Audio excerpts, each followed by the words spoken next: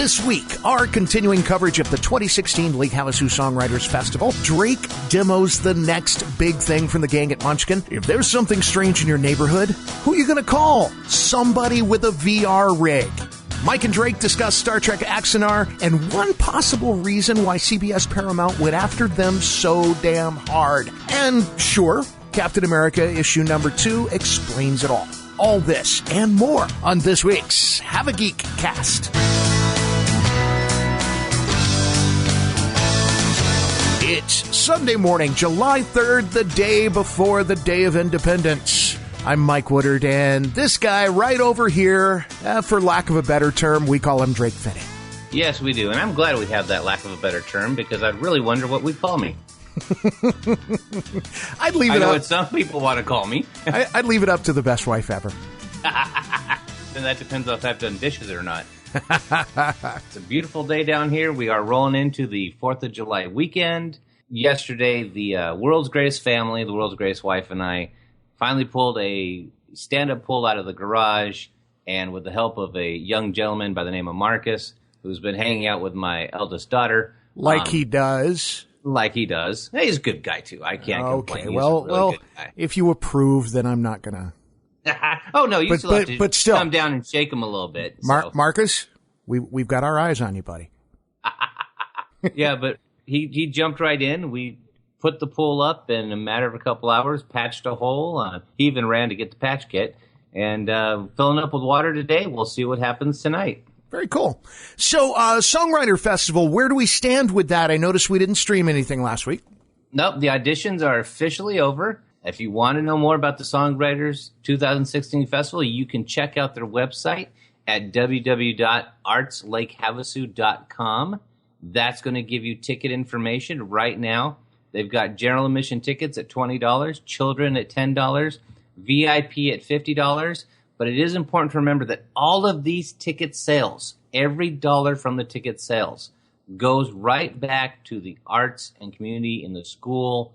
So it's nothing but a huge fundraiser. So I encourage you, come out with the family, bring everybody, join in the fun, and check it out. You can also check out their Facebook page, which they've got the events page. Just type in Lake Havasu Songwriters Festival. It'll pull you right up to it. It gives a location, a link to it, as well as some other detailed information. This is the 4th annual, and we've got probably one of the biggest, most talented groups I've seen in a while.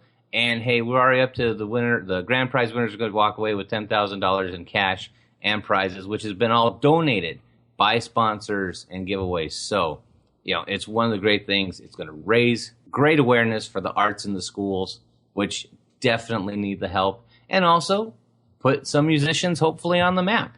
But go ahead, check it out. It's artslakehavasu.com, and you'll get all of your information there. Now, we haven't had a whole lot of board game news over the last few episodes, but something cool has hit the radar. Let's talk about that. Yeah, we were down in Phoenix yesterday, and the world's greatest wife took me into Game Depot, which was a gaming store that's been around since I was in college. It's actually what got me into the industry. And just looking around, and she said, "Is there anything you can't live without?" And right as she said that, I turned a corner, and I saw what could only be described as 2 of my favorite games looped into one, and that is Munchkin Loot Letter. Now, Munchkin Loot Letter is based off the Munchkin games that you've heard us talk about before, like Marvel Munchkin and Pathfinder Munchkin, and even the Munchkin game itself, which is, of course, you have to reach level 10, stab your friend in the back at the last minute so you win and they don't, as well as Loot Letter, which is a spin-off of Love Letter, which you heard us talk about in the game demos that we've done recently for Extra Life, which was Batman Love Letter, which, of course, was ending up with the highest ranked villain and knocking out your opponents on the way. So what you've ended up with is a game that has you, like Munchkin, making sure you get the loot and also knocking everyone off. But it's condensed now from the hundreds of cards you play as Munchkin to 16. And it plays real fast, real fun, but it has that Munchkin feel.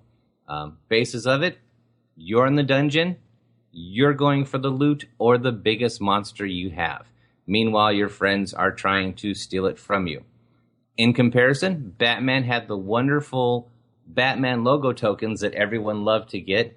But in Munchkin, because of course Steve Jackson cannot do anything too serious, you get the I won the last round in your face loot tokens. You get yourselves up to the amount you need of that, you win the game, the dungeon closes, everyone retires, and you are the Grand Supreme Ruler. So it's a real fast play. We're going to be putting up some video demos of it later. It's great for all ages. My 9-year-old all the way up to me being in the late 40s. I had a great time doing it. It's great fun for the family. So I encourage you, take a look at it. Take a look at the video when we post it up. And if you like it, give it a buy. Cool. Sounds easy enough to learn. And apparently if you're a Munchkin fan already, you can just step right into this thing. Oh, if you're a Munchkin fan, a Love Letter fan, it is just an easy transition, and you end up just laughing and it was great fun. We decided to do it late last night, about 9:00, and we just had to. Oh, and also if you grab the right ones, for those who are the old Munchkin fans from the original expansion, they do have a few packs that have the rare demo card in there for the old Munchkin game, which is a +10 to monsters or a +20 to dragons, and you can only get that in Munchkin Loot Letter. So cool. Make sure if you're looking for it, you might want to make sure you grab that one. Ghostbusters coming up on July 15th. That's just a little over a week away. I'm pretty excited about it. And Drake and I have talked about the whole Ghostbusters franchise, both the old one and what they're doing with the new one and all the peripheral stuff around it. And something new, brand new, first of its kind, involving the Ghostbusters franchise has reared its head. And this was, it's called Ghostbusters Dimension. And this is open to the public right now. So all our listeners in New York City, you guys can head straight over here after the show and check it out. This thing is pretty damn impressive. Drake, have you seen any of those videos? I've seen it, and the company that made it's called The Void. The Void, that's right. They're the ones who handled the hardware for the event and did all the programming. That's right. Exactly. And what they're looking at is they're specializing in hyper reality VR. And boy, I tell you, I saw some of the videos, and this is what hyped me for the movie. Believe it or not, watching this and seeing how everyone kind of got into this now has me excited for Ghostbusters, the reboot. I could have done this instead of the trailers. Just this, because I was a kid in the 80s who was running around with the proton pack with the foam on the back, you know, making the woozy noises. And, you know, and actually I have to admit, I did milk a couple stores next to Dad's video store, telling them they had ghosts, and, you know, for 50 cents here or there. Sure. Yeah. Yeah. Why not? They did it on the show. Yeah. If I couldn't do it, if they could do it in the movie, so could I. But, you know, this not only got me excited about Ghostbusters, but my word, talk about taking gaming to the next level. This is absolutely amazing. We've got a link on it on the Hava Geek Cast page. And folks, I got to tell you, if you do nothing else today, go to our page, take a look at this. We posted it yesterday at 7:55. I mean, that's how excited I am. I actually know when we did this. It's from Now This Entertainment, has the video of it. This just opens up so many doors. And if you're a Ghostbuster fan, you're jealous you're not in New York doing this right now. Yeah, and to widen up the discussion on the upcoming Ghostbusters movie, they're doing a lot of interesting promotion around this thing. Not only did they set up this event, for the opening, the grand opening, Ivan Reitman himself showed up. As they took journalists through the experience. And you can find articles, you know, on all the different geek websites out there from each one of these journalists talking about their experience going through the thing. So another video that showed up it was about a week ago, featured all the different new gadgets that will be featured in the Ghostbusters movie that were built off of ideas presented in the first Ghostbusters film, and specifically the technology, quote unquote technology, around the proton pack itself. And Like in the trailer, we've seen the bear claw trap, and that gets a little bit of explanation. There's one quick scene involving this gadget on a fist, and it's a proton fist. And that gets explained a little bit better, and they're doing such a really good job of whetting my appetite for this new film. So. Yeah, I agree. They've really come a long way, in my opinion, on marketing it and getting people excited about it. Because here's the thing. I was, watching some of those same things you're talking about where they're discussing the concept behind it and everything. And I realized they would have hooked me early on if they had done a, X-Men-ish type trailer where the ones with Trask talking about saving the future, talking about technology. If you gave me a TV commercial, quote unquote, of, the bear claw or the fist sure. and talking about how it's going to save your neighborhood and just left it as that and then a little Ghostbuster date on the bottom, I would have been screaming off the rooftops more than watching Melissa McCarthy punch a ghost because that would have whet my appetite differently. Like I said, I am now with you on board. I'm still nervous, but I am very excited for that date to see just exactly where they're going with it because now they're marking it the way I wanted to see it. Yeah, it's I've been a vocal guy standing up for the film, but I'll be the first one to tell you I'm not going to give you my opinion on it until I see the damn thing. But I'll be the first one to admit, man, that first trailer was a major raging misstep. They handled it wrong. They handled it wrong right out of the gate. And all they tried to do, which I guess, I'll give them credit for this. They tried to hook in the old fans first. And all they did was piss them off. Yeah. Yeah. One of my favorite scenes that they've shown a lot lately of is where you have Chris Hemsworth get off the motorcycle and look up at the ladies and hey, and being just a total geeky kind of nerd like we would be if Ghostbusters was real. And then he gets hit with a ghost and they go, oh, that's not good. That made me laugh. Yeah. Give the news, you're right. Quit trying to hook the old people. Or the old people. The older fans. You ghosts, get off my lawn. We won't mention when it came out. So, no, like I said, I'm very excited now for the 15th. And you and I will be here ranting and raving more than likely on the 17th, I believe. Yeah, the 17th we'll be ranting about it. The first thing we'll talk about is comparisons between the old movie and the new one, and that's going to be unavoidable. And then hopefully we'll move on to, once we get over that, we can talk about the film, whether it's a decent movie and whether you ought to spend your damn money on it or not. Yeah, the question is, will we have the new Ghostbusters 2? Will we have the Ooze return? Let's not talk about the movie that shall not be named. If you're a fan of Netflix, if you pay that $9 and change a month, for the unlimited geekery that is Netflix, let me back up a little bit. One thing that I love about Netflix is it is, in a real way, all things to all people. No matter what your interest is, there's something on Netflix that's gonna just satisfy your appetite. And if you're a geek, there's a ton of great stuff up there, all the way from cheesy to amazing. And one of the things that I've gotten hooked on Netflix are geek-related documentaries. And some of the stuff you'll find up there is everything from a film that came out in 2014 called Atari Game Over, which simply all it talks about is there was a game that came out in 1982 based around the E.T. movie that has been called the worst game ever.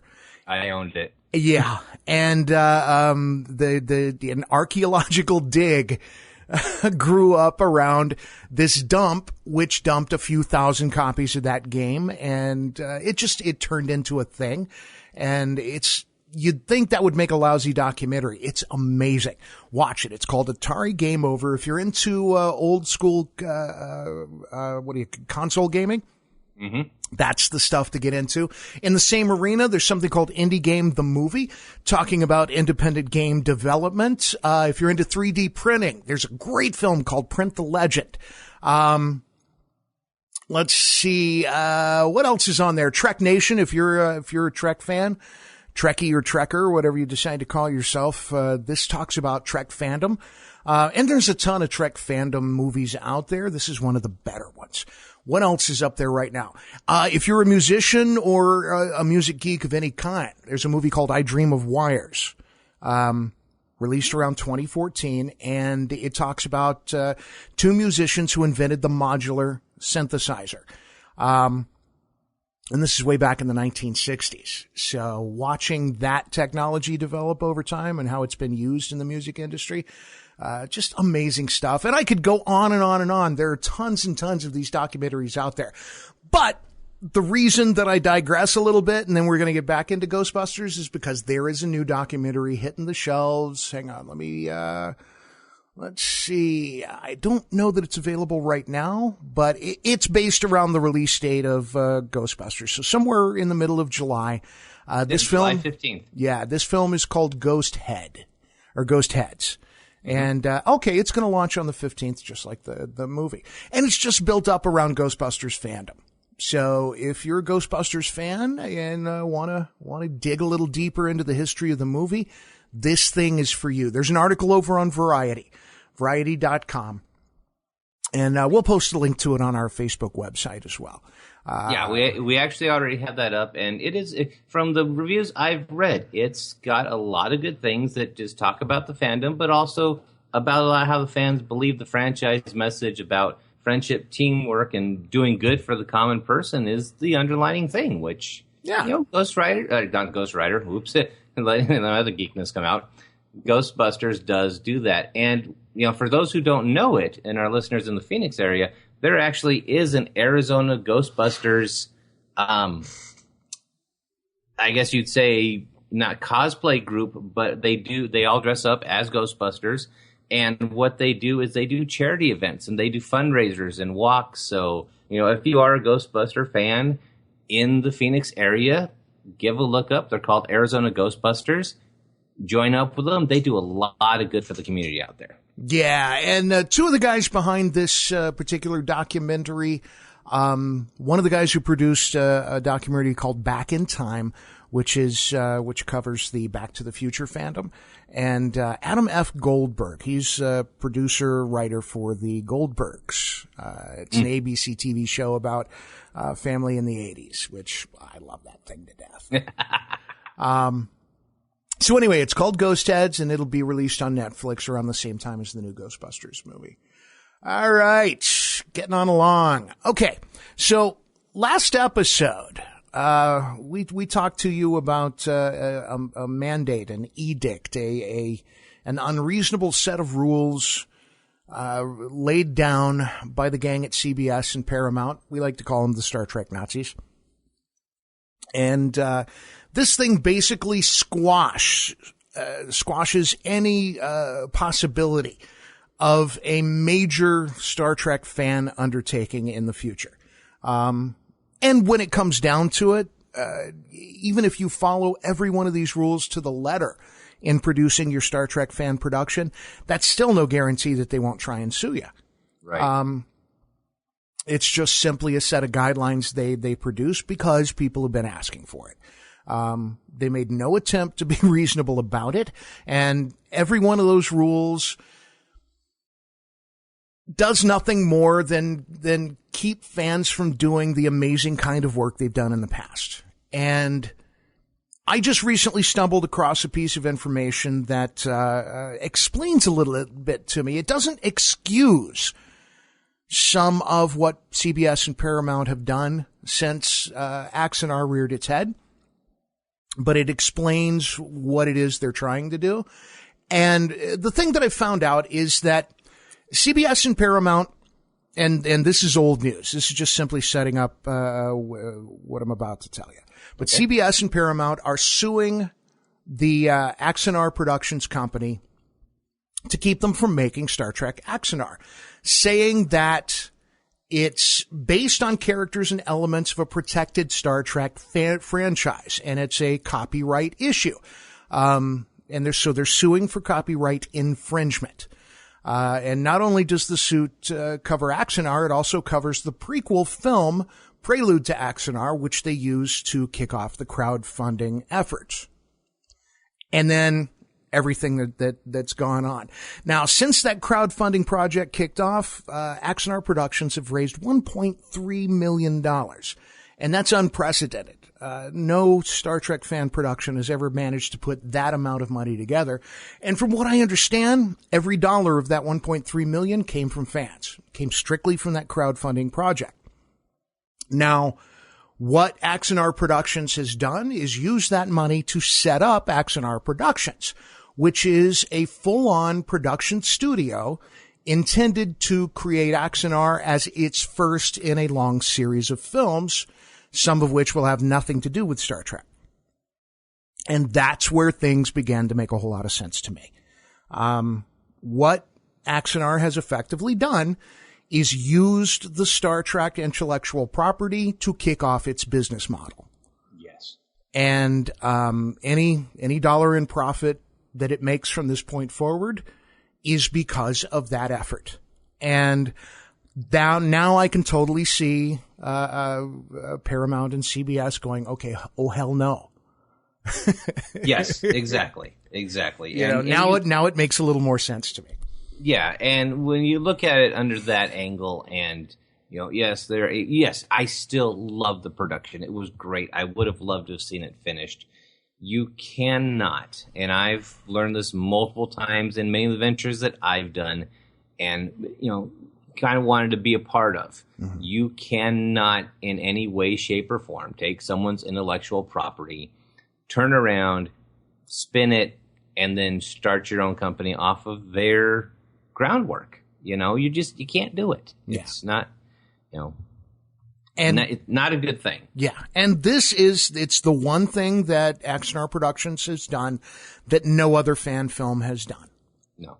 Every single effort from the fan community that was funded from crowdfunding and fans and even out of the creator's own pocket.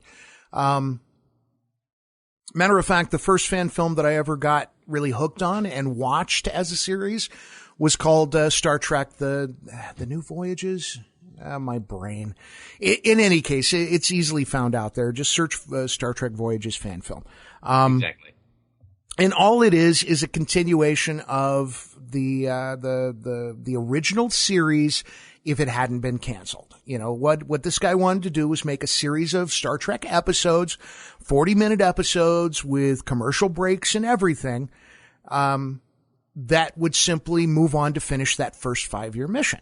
And there's some really great stuff, even some stuff involving the original actors. Walter Koenig, George Takei have been involved and some really great stuff. But most of the money for that production came out of the creator's pocket.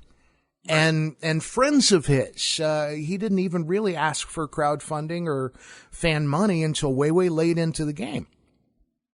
So in my mind, an effort like that is worthy and shouldn't be messed with. This guy's not making a dime out of what he's doing and probably losing money on the project. And if he gets work as an actor or producer or writer because somebody saw what he's done, that's fine. Mm-hmm. That's not a problem. Right. But he's not using the Star Trek intellectual property to fund anything else going on in the future. And that's the main difference between Axanar and pretty much even the stuff mounted by past Star Trek actors and producers and writers. There's a film out there that was created as a fan film that involves, 3/4 of the production is built from people who have worked on Star Trek in the past, which, by the way, is what generated one of the rules saying that nobody who's ever worked on Star Trek can be involved in a fan film. Yeah, and that's where I'd like to see, once the dust settles from this, once we have smacked the people down that they feel need to be smacked down, we can't. Yeah, well, and that's the thing. I don't want to see these actors that became so iconic with their characters, that became a part of them, if they have something creative to add, they should be allowed to. You know, Michael Dorn being one of them. You know, sure. I would hate to see the Worf, you know, that we know and love that he molded. I mean, come on, he was the first Klingon that, as we as a generation ever went, hey, these guys rock. He's got more story to tell, in my opinion. If he wants to do it, he should be allowed to. So, but again, this deals with the legalese that, you know, there's always that one in the batch that upsets the apple cart. So yeah, so it's I like what Axanar should be. We'll put it that way. Mm-hmm. But I'm mad at the guys for what they've done because they've screwed it up for everybody. Yeah, and once you told me that off podcast today, then I could really see it. Because, hey, I'll admit, like I said, there's one time, a long time ago, I used to love playing this game Riffs, and I had homebrewed the Highlander type of character. And I did go to Riffs and go, hey, here's my idea. The writers at the time looked at me and said, wonderful idea, but we would get sued. Yeah. And I went, yeah, you're right. And they said, but have a great time at home playing it. We love the idea. We love the concept. And, you know, that was a great head nod for me. But at the same time, it's like, yeah, definitely. Because that was back in the college days. So that was one of, whoa, okay, yeah, I can definitely see, don't do this. Okay, we're gonna talk about Captain America, and I'm gonna preface this by saying I've decided to step away from the storyline. You know, I don't have an unlimited amount of cash to spend on the comic books that I read, and something about this Captain America storyline just, I don't know if I just reacted badly to the hype or you know, okay, here's another event that's going to be meaningless in the long run of the character. So I'm going to step away while this happens. Then I'll come back to it later and see what's happening with Cap. So I have not read either of the two issues that we're about to talk about. However, I've read an article or two about what's going on. And so Drake and I are going to discuss this in a completely spoilery manner. So if you've not read either the issues 1 or 2 of the new Captain America series, which it's Captain America Steve Rogers. Drake? Yes. Okay. Sorry. That's all right. I was actually previewing and looking and drooling over some of it. You went to Tahiti for a moment. Yes. It's a magical place. So the situation is setting it up and then getting all spoilery with it. Turns out that Cap has been a Hydra sleeper agent for most of his life.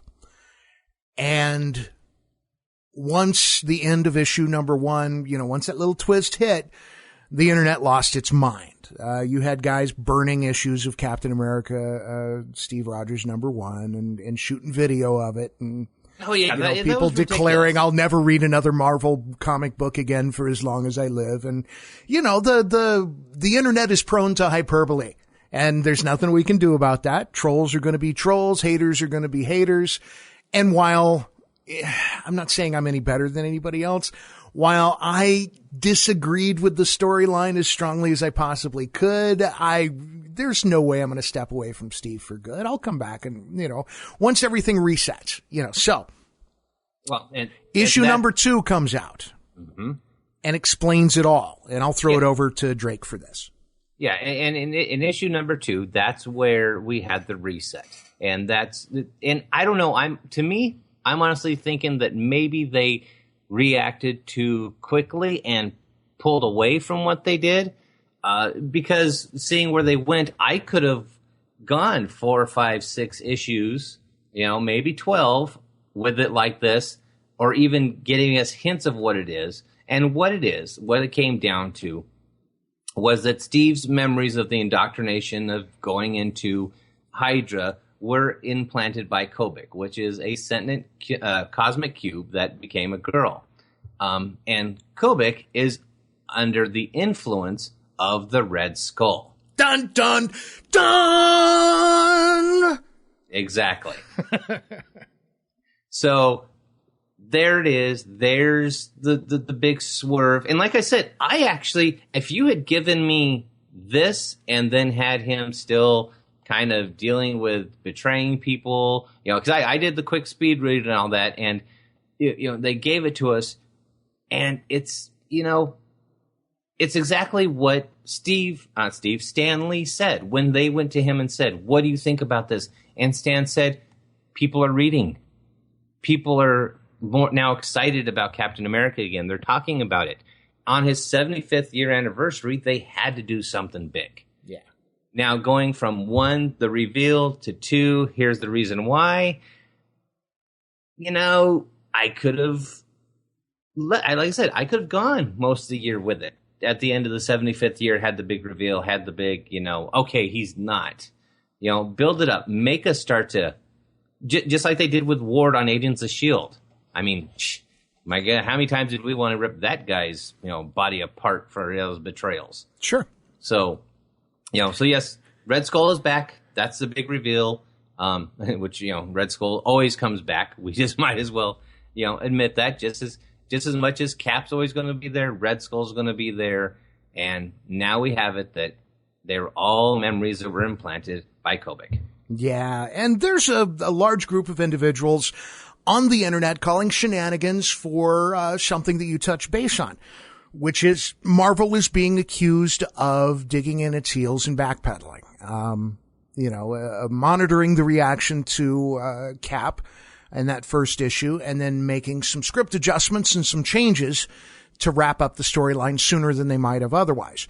And I'm here to tell you that's all BS. There's no way they could possibly have done that. And here's why. It takes on average 3 to 6 months to produce an issue of a comic book. Mm-hmm. So the plans for issues 1 and 2 had been finalized. The artwork had been underway. And by the time issue 1 hit the stands, issue 2 was about 90% completed.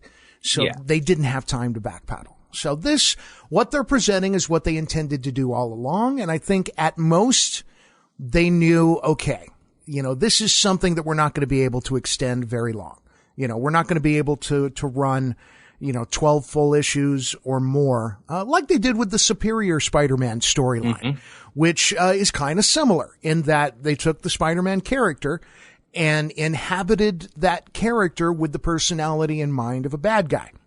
Yep. In this case, Doc Ock took over Peter Parker's body, and for about a year, everybody thought that this Peter Parker was the original Peter Parker. And, all the characters did. We knew right out of the gate.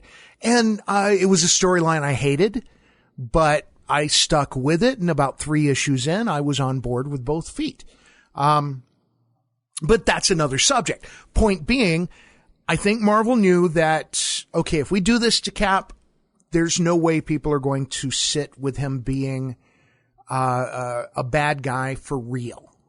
Now, that being said, what we're going to have with the Steve Rogers character is, as far as Steve knows, because his basic memories, some of the memories that make up his personality, have been fundamentally altered, the decisions that he's going to make from this point forward are all going to be colored by that.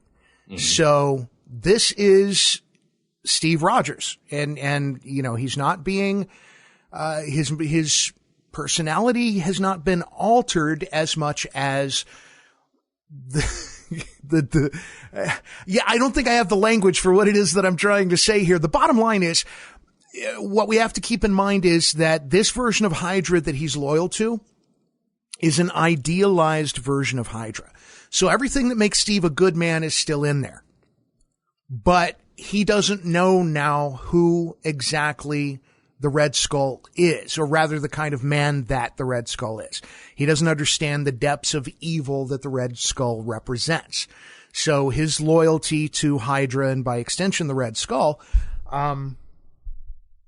is based on him not understanding what it is he's loyal to. Does that make sense? Yeah. So, and it's all part of the storyline. And what little bit I know of that, like I said, I have not read the books. And when the storyline's over with, I'll probably pick up the graphic novel and read everything all at once. So I'm not saying I'm not ever going to read the storyline. I'm just not following the books right now. Well, and that's the thing is this was a great reveal to return the Red Skull. A nice, because the Red Skull's been battling Cap for the past 75 years of comic book time, and here we are, boom. That's how I look at it.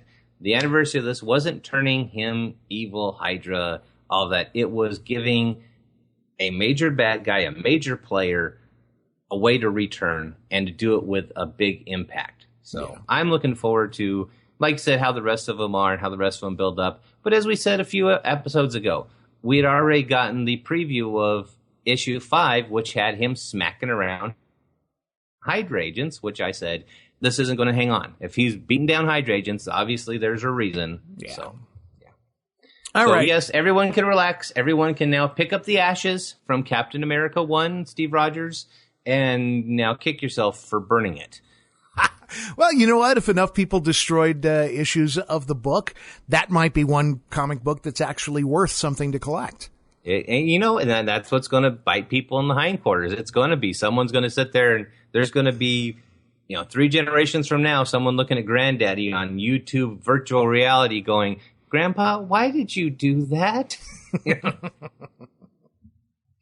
All right. So that being said, unless there's something I've spaced, which is quite likely, you've hit everything that was on the production list. Good. I should make a list. It just, can't trust my brain. How do they reach out to us, Drake? How do they let us know what they want us to geek out about? All right, if you want to let us know what to geek out about and you want us to talk about something, there's multiple ways of doing it. You can hit us via email at havageekcast@gmail.com. If you're one of the Facebookers out in the world, go Facebook/Hava Geek Cast. You'll get in contact with us there. You can also reach us at Twitter at Hava Geek Cast, as well as the YouTube channel is still getting pounded out, and you'll be able to reach us there as well. So we've got all of these social medias and other great ways. If you see Mike and I running around town, out and about, grab us, talk to us. We'd be loving to talk to you and find out exactly what you're ready to geek out about. Everybody, have a safe 4th of July weekend. If you're listening to this afterwards, you've had a safe 4th of July weekend, and I hope you have a great geek week.